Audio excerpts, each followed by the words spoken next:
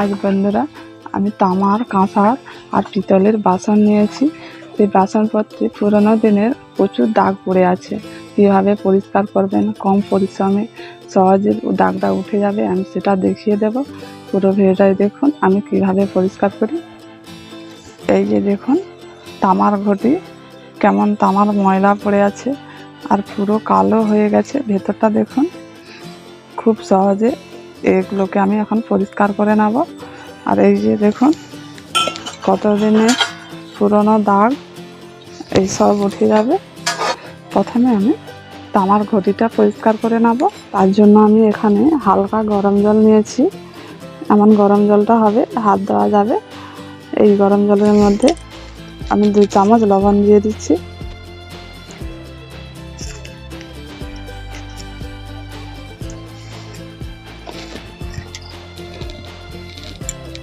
আর দিয়ে দিচ্ছি লেবুর রস।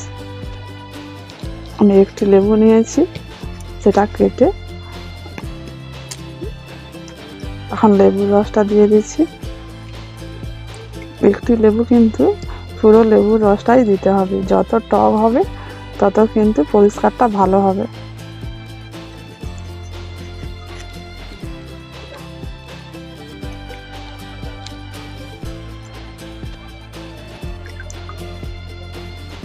পুরো লেবুর রসটা আমি এখানে দিয়ে দিলাম। এবার ভিনেগার নিয়েছি। এই ভিনেগারে আমি এখন ছিপিয়ে করে 2-3 ছিপি ভিনেগার দিয়ে দিচ্ছি। 1, 2, 3।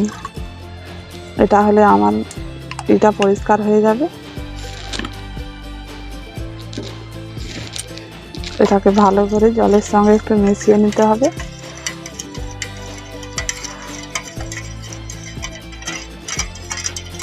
এখন পুরো লবণটা এখন জলের মধ্যে মেশানো হয়ে গেছে।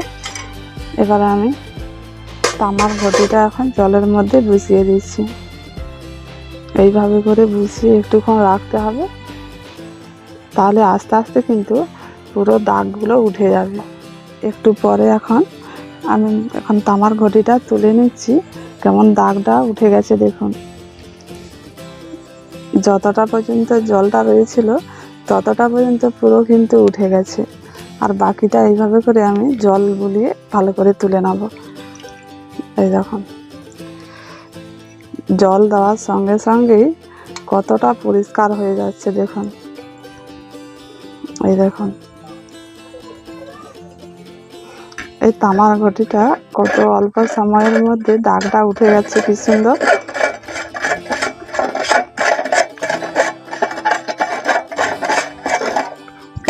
এই দেখুন কত সুন্দর উঠে গেছে।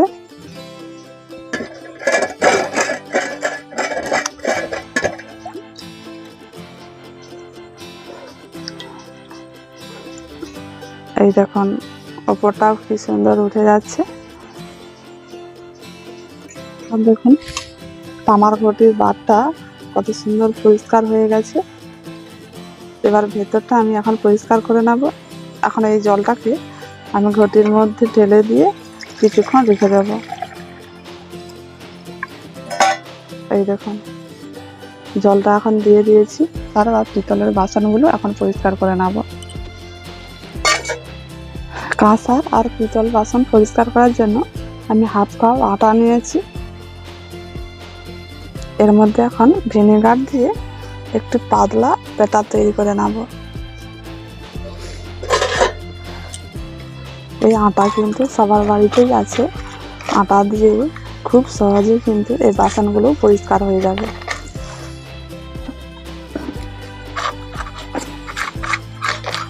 বেশি পরিশ্রম করার দরকার নেই। এইভাবে করে পরিষ্কার করলে কম পরিশ্রমে পরিষ্কার হয়ে যাবে। ব্যাটার তৈরি করে নিয়েছি। এবার এটা এখন বাসনের মধ্যে ভালো করে লাগিয়ে দেব। এখন থালার মধ্যে এইভাবে করে একটু মাখিয়ে আধ ঘন্টা রাখতে হবে।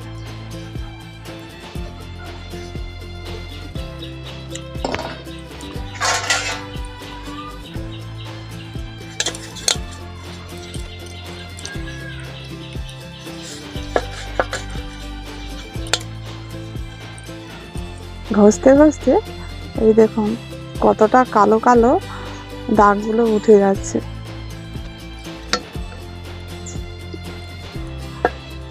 এখন সব বাসনের মধ্যে ভালো করে এটা লাগিয়ে দিয়েছি।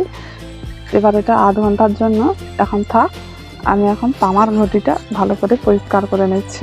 এখন তামার ঘটির জলটা আমি এখন আবার ফেলে দিচ্ছি। এখন ভেতরটা দেখুন কত সুন্দর পরিষ্কার হয়ে গেছে। আগে কীরকম ছিল তামার ঘটিটা, এখন কীরকম হয়ে গেছে।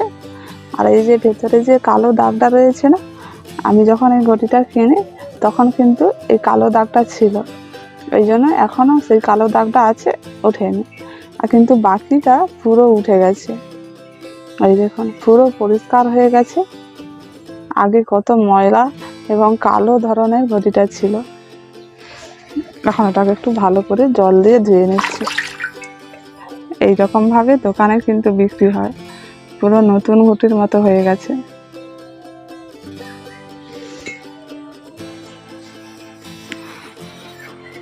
এবার কাঁসার আর পিতলের বাসনগুলো এবার পরিষ্কার করে নেব। এখন আমি পিতল আর কাঁসার বাসনগুলো পরিষ্কার করে নেব। এই বাসন মাজার লুটি দিয়ে এইভাবে করে ঘষতে হবে, তাহলে কিন্তু সুন্দরভাবে দাগটা উঠে যাবে।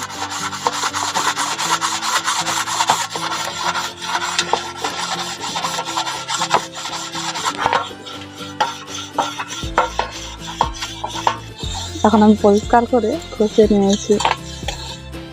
এই দেখুন দাগগুলো কিন্তু একেবারে উঠে গেছে। এটাকে আমি ভালো করে ধুয়ে দেখিয়ে দিচ্ছি।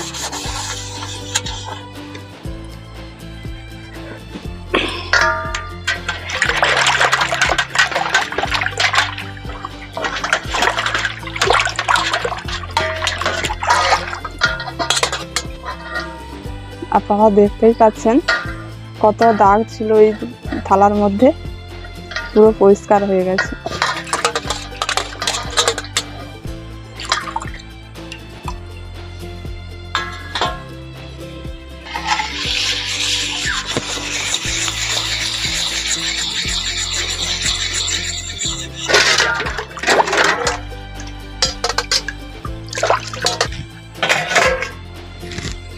একেবারে নতুনের মতো হয়ে গেছে।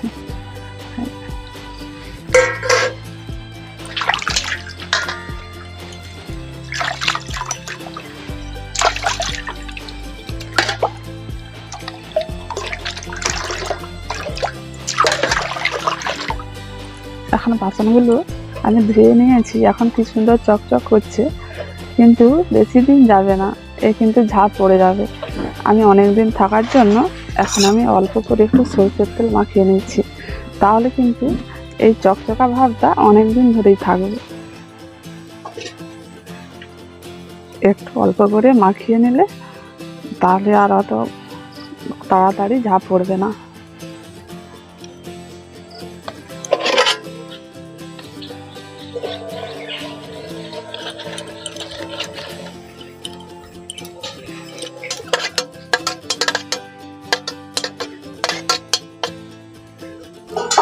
এখন সরষের তেল মাখিয়ে নিয়েছি, এবার এটাকে আমি এখন ভালো করে ধুয়ে নেব।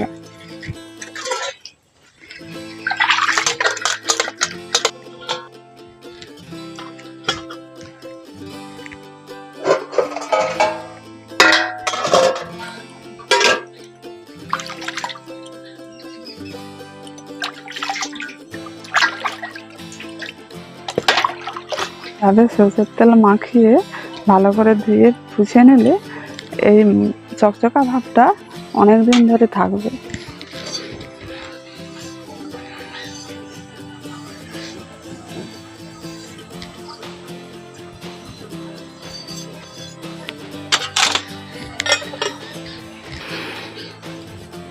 এখন সব বাসনগুলো আমি পরিষ্কার করে মুছে নিয়েছি। এখন বাসনগুলো কত সুন্দর চকচকে হয়ে গেছে। আর আপনারা এভাবে তামা, পিতল আর কাঁসার থালা বাসন যে থাকে না কেন অল্প সময়ের মধ্যে আর কম পরিশ্রমে পরিষ্কার করবেন। আর যদি ভালো লেগে থাকে একটি কমেন্ট করে জানাবেন। এতক্ষণ ভিডিওটি দেখার জন্য অনেক অনেক ধন্যবাদ।